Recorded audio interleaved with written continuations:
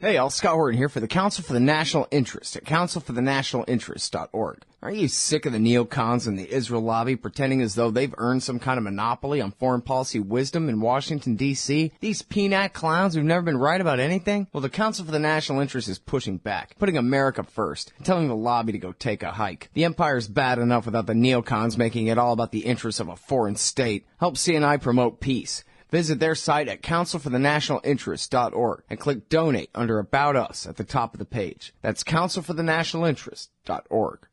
All right, y'all, welcome back to the show. I'm Scott Horton. This is my show, The Scott Horton Show. Streaming at scotthorton.org and at noagendastream.com and a few other places, too. Anomaly Radio, Liberty Movement Radio, and I don't know what else. All right, later on, libertyexpressradio.com. They'll be playing the replay for us here. Next up is my friend Arlo Pignotti.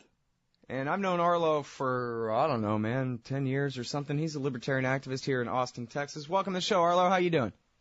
Hi, Scott. I'm doing great. Thanks for having me on. Well, you're welcome. Very happy to have you here. Fun, anecdotal fact of a thing.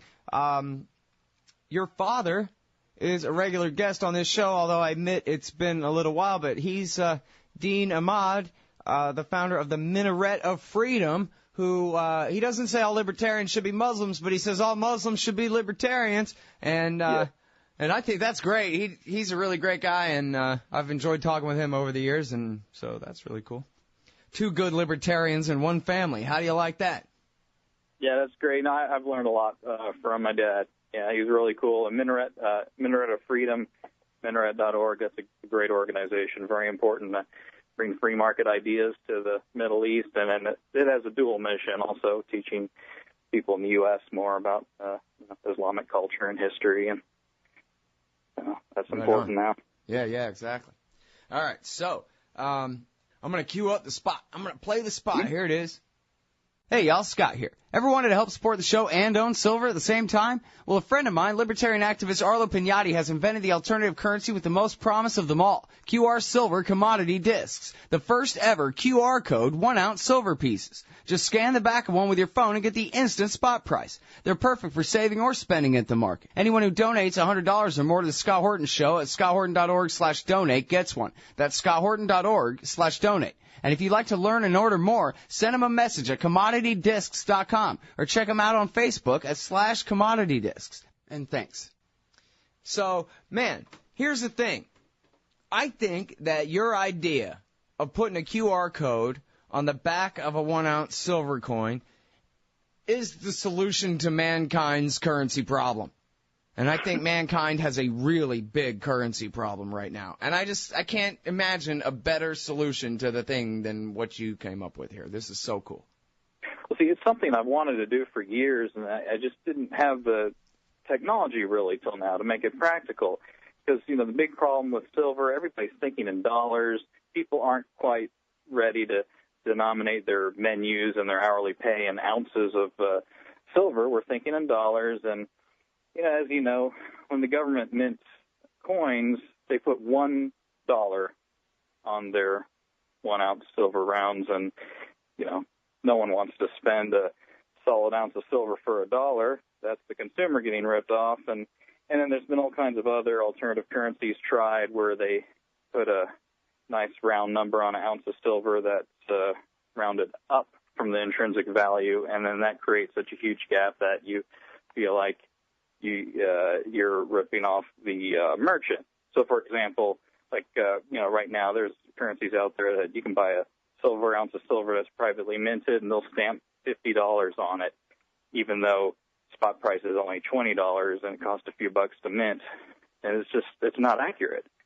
And so you have the government having prices too low on their silver, and then these other ideas for currencies that's too high. And I always thought, man, if there's just a way we could have a face value that magically changes as silver goes up and down. And at first I had the idea of having, we could have some kind of RFID chip in the silver and some digital readout that's right there on the silver. And I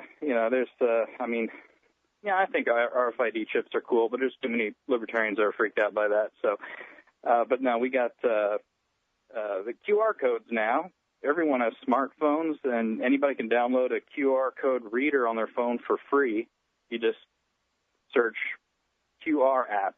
You'll find tons of them. And you just hold your phone over the silver piece, and the spot price comes up, and you can see exactly what it's worth. Okay, now, say, I don't know, if the wife all of a sudden had I Dream of Genie powers, and I could coerce her into just removing all government money from the face of the earth, and we would all just have private competing currencies of one kind or the other. You think it'd be problematic using silver coins with that QR code spot price, as revealed on a such a continual basis like that, actually lead to instability when, like, say if it was olden days and we don't know about the changes in the fluctuation of the market value of a piece of silver, we only learn every once in a while or whatever. Seems like it would be more stable that way. But if there's big, I don't know what the hell I'm talking about, but you know what I mean, right?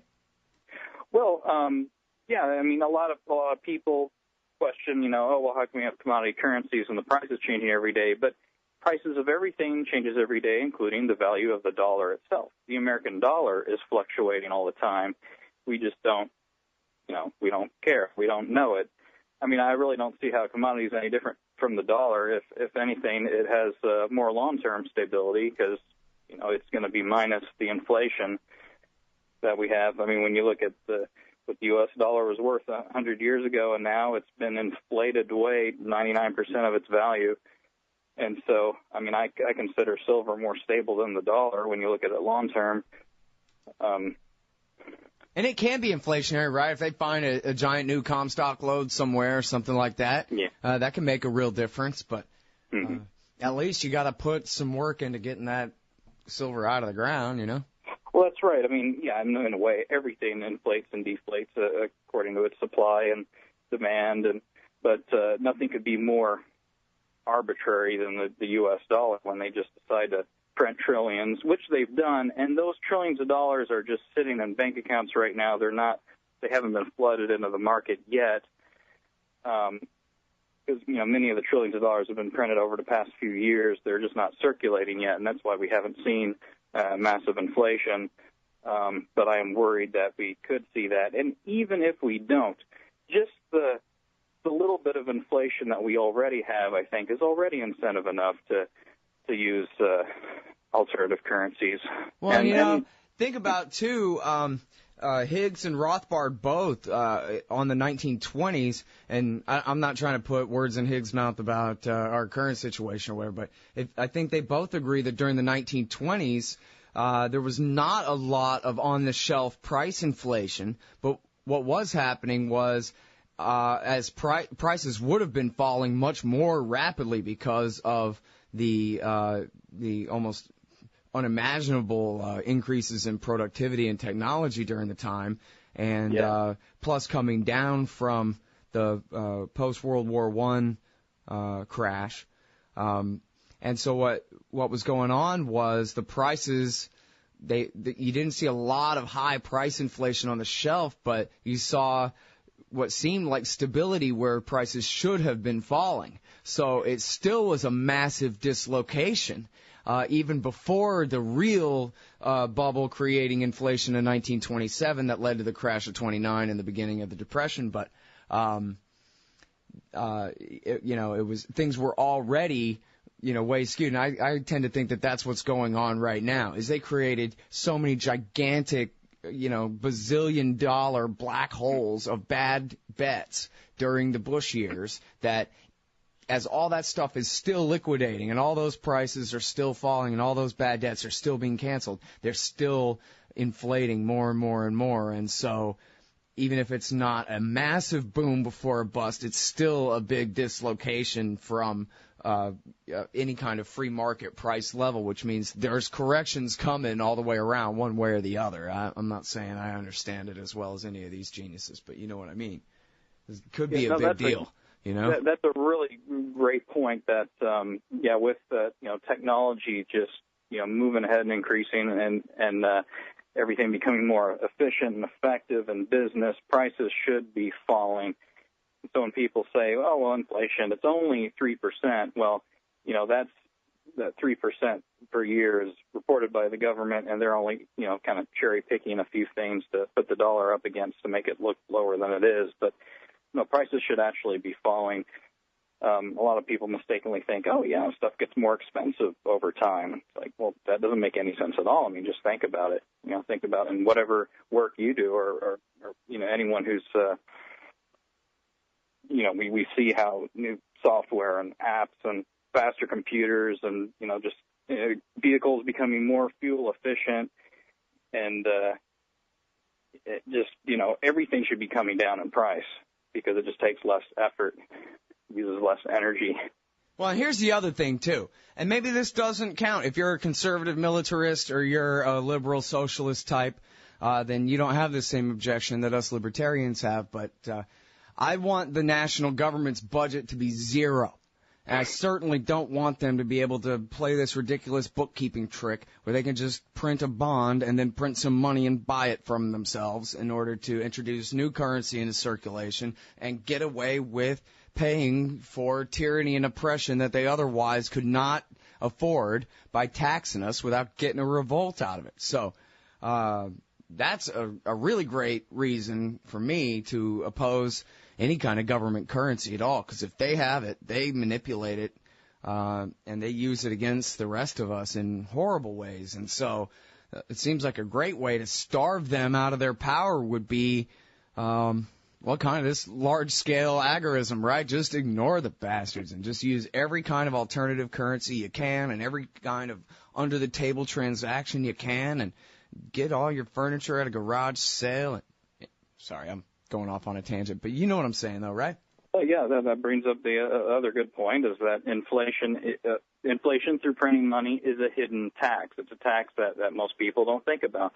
So while we're debating raising taxes or lowering taxes, I mean, what's the point when the government can just print money out of thin air and it makes everybody's savings worth less, everybody's income worth less? Because I think most people don't keep it in mind that they need to be asking for, demanding raises in proportion to their inflation. I mean, they're just kind of getting robbed of that, and certainly it's really unfair to people who save money.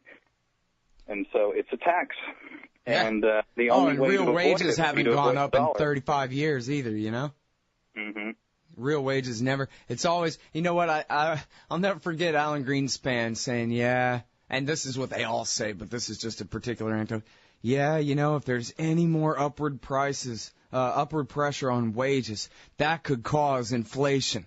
And I'm going, oh, man, here he's picking on the hourly wage earner at the lowest end of the paycheck scale and blaming them for finally being the last ones in the entire chain to get the slightest 25-cent an hour cost of living increase for being the cause of the inflation in the first place. And nobody's ever burnt that guy's house down or nothing. Can you imagine that? It's amazing to me what these people get away with. His wife is in charge of telling us what's true every day on TV. Yeah, this isn't just a libertarian thing. This is something everybody should be able to get behind. I mean, it's pretty maddening when you understand it. Sure as hell is. All right, so let's talk about this awesome idea that we had for, I guess it must have been your great idea, for a fundraiser thing for the show. This show, the Scott Horton Show. Anybody who donates $100 or more, they get a commodity disc. Hey, we didn't even tell them your website or anything. It's commoditydiscs.com, and it's also facebook.com/commoditydiscs. That's how you can learn all about it. That's how you can communicate with Arlo all about it and order your own, et cetera, et cetera. And how much do you charge for them? Well, what it is it's spot price plus $4. And so, the way we come up with that pricing is very transparent. I mean, what it is just we want the intrinsic value of the spot price plus what it costs to manufacture it and insure it and ship it out to get it in the marketplace and we're trying to cover the dies that were used to create the first 1,000. And so $4 should cover it. So spot price right now is $19.50. So they're $23.50. But, of course, donating to your show right now is really the only way for someone to get just one because I'm selling these in quantities. So it's 10-ounce minimum right now for orders.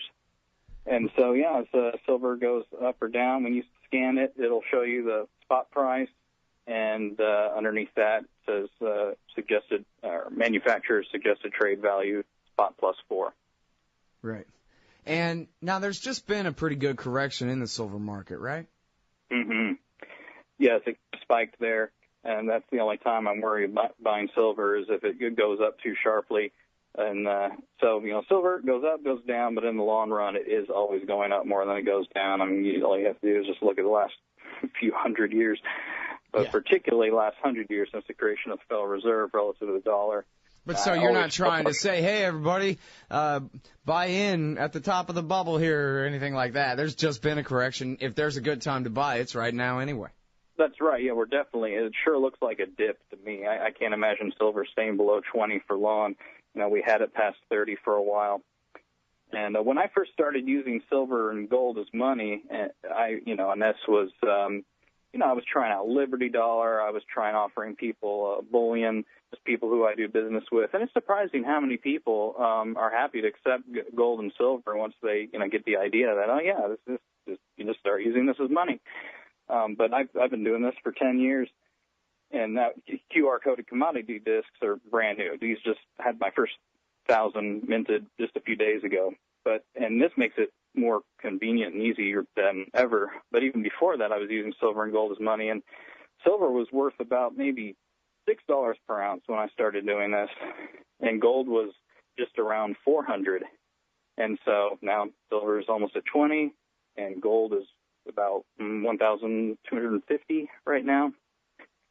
And it's really cool. I love it. It's fun doing this. I bought a car at R&D Motors here in Austin. I paid 1 ounce in gold per month until it was paid off.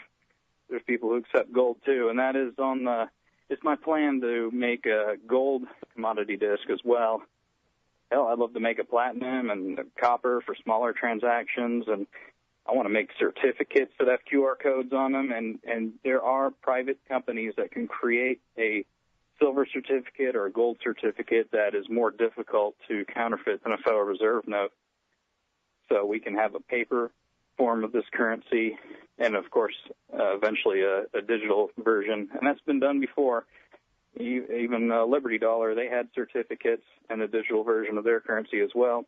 But they got in some trouble because their currency was similar enough to legal tender. They were shut down by the government, and my currency, it's just a piece of silver with this funky-looking QR code on it. I really would find it hard. I just don't see how it's possible for anyone to claim that, people will think this is a quarter. They'll think it's legal tender. Right. No way. It doesn't even have a value written on it. Right. You have to know enough about it to know that you scan it with your phone, and right there, in addition to the spot price, is the disclaimer saying this isn't supposed to be legal tender. This is an alternative to legal tender. Right. It's a private barter's currency, free market currency. Yeah, it's the best idea for one that I've seen. And I just love, and I think it's going to catch on too. Maybe I'm not the best at making these kind of bets. I don't know. What do I know? But it seems like it's the perfect mix of the high tech with the QR code and at the same time, this precious metal people have been trading with for 6,000 years and always will as long as the government doesn't explode us all with hydrogen bombs. Well, the best thing we can do now is just spread the idea, let people know it's out there, and we'll see, if they want it. And, anyone who is used to doing business with someone else, like I personally, I love to always carry around one or two of them and show them off to the people I do business with. And so just ask them if they would like to officially accept payment in silver, then we'll put them on a special directory so people know that they can spend their silver with them. So it's kind of a traffic builder for them. It's a networking tool as well. Right. All right, good deal. Well, listen, so the website is commoditydiscs.com, and then the networking side of it, check them out at facebook.com/commoditydiscs. And again, anybody who donates $100 or more at scotthorton.org/donate, scotthorton.org/donate, you get yourself a commodity disc, a 1 ounce silver piece with a QR code on the back, which I think is the future of money in the world. Thank you very much, Arlo. I sure appreciate it, dude. All right. Thanks again, Scott. Talk to you soon. All right, everybody, that is Arlo J. Pignotti, and you can find him on Facebook. He's in my top friends list, it says here. And you can find him at facebook.com/commoditydiscs and commoditydiscs.com. And, again, he's got a minimum order and that kind of thing. But if you want one, just to check it out first, well, you'll have to donate $100 to the Scott Horton Show. Wouldn't that be nice? Then you would have a piece of silver, and I can keep doing the Scott Horton Show, and it'll be great for everyone. Hey, y'all, Scott here. Ever wanted to help support the show and own silver at the same time? Well, a friend of mine, libertarian activist Arlo Pignotti, has invented the alternative currency with the most promise of them all, QR Silver Commodity Discs, the first ever QR code 1-ounce silver pieces. Just scan the back of one with your phone and get the instant spot price. They're perfect for saving or spending at the market. Anyone who donates $100 or more to the Scott Horton Show at scotthorton.org/donate gets one. That's scotthorton.org/donate. And if you'd like to learn and order more, send them a message at commoditydiscs.com or check them out on Facebook at /commoditydiscs. And thanks. Hey, all, Scott here, inviting you to check out Modern Times Magazine at moderntimesmagazine.com. It's a great little independent publication out of Phoenix, Arizona, featuring unique views on economics, politics, foreign policy, sports, and music, with great art scene coverage and fiction writing as well. That's Modern Times Magazine at moderntimesmagazine.com. Hey, all, Scott Horton here to tell you about this great new project, Listen and Think Audio at listenandthink.com. They've got 2 new audiobooks read by the deepest voice in libertarianism, the great historian Jeff Riggenbach. Our Last Hope, Rediscovering the Lost Path to Liberty by Michael Maharrey of the 10th Amendment Center is available now. And Beyond Democracy, co-authored by Frank Karsten of the Mises Institute Netherlands and journalist Carl Beckman, will be released this month. And they're only just getting started. So check out listenandthink.com. You may be able to get your first audiobook absolutely free. That's Listen and Think Audio at listenandthink.com. Hey, all, Scott Horton here for the bumpersticker.com. I created it but quickly sold to Rick so I could do this instead. In the decades since, he's made one hell of a great company. The bumpersticker.com makes digitally printed, photo quality, full color bumper stickers for your band or your business, as well as magnets, adhesive vinyl decals, and labels for products and industrial use and your political cause or campaign too. The bumpersticker.com also offers full custom graphic design for bringing your idea to reality. Let the bumpersticker.com help you get the word out. That's the bumpersticker.com at the bumpersticker.com. And tell them you heard it here. Hey, all, Scott here, hawking stickers for the back of your truck. They've got some great ones at libertystickers.com. Get your son killed, Jeb Bush 2016. FDR, no longer the worst president in American history. The National Security Agency, blackmailing your congressman since 1952. And USA, sometimes we back Al-Qaeda, sometimes we don't. And there's over 1,000 other great ones on the wars, police, state, elections, the Federal Reserve, and more at libertystickers.com. They'll take care of all your custom printing for your band or your business at the bumpersticker.com. libertystickers.com. Everyone else's stickers suck.